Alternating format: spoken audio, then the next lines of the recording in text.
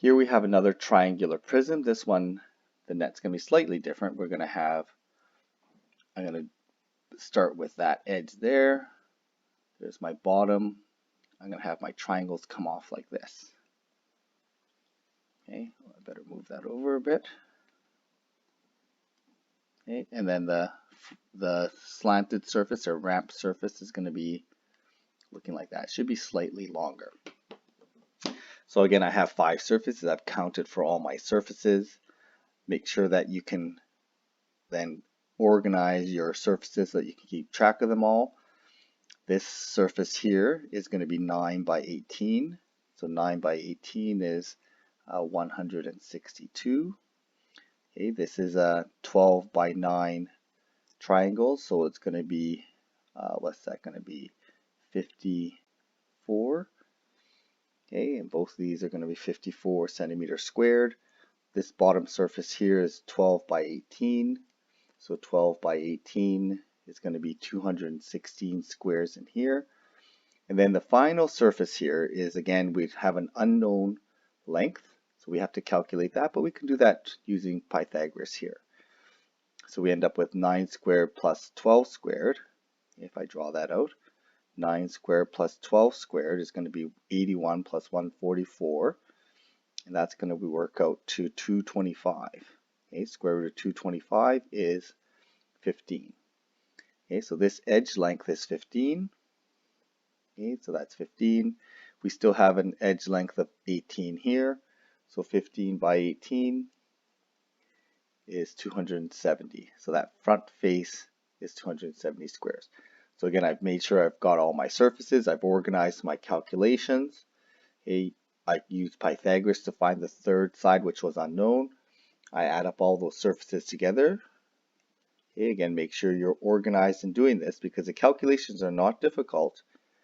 Okay, but keeping track of all those calculations is going to be difficult.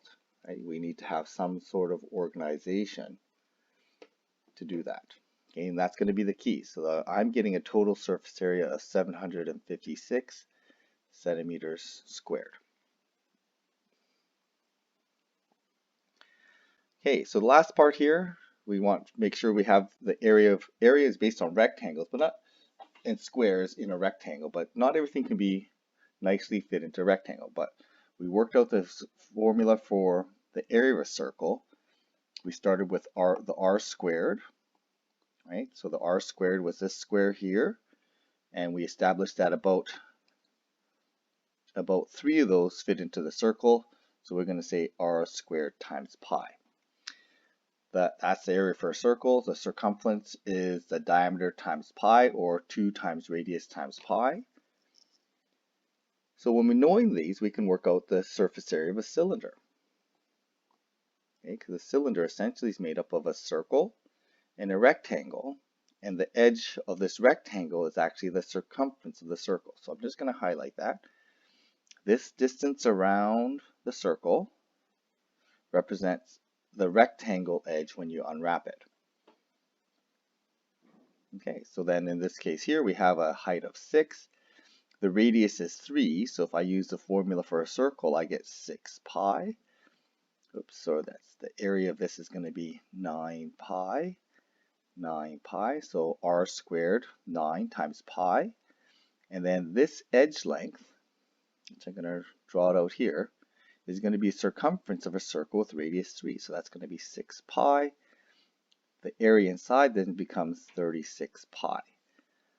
So the surface area of this cylinder, that's going to be my 2 circles. That's 18 pi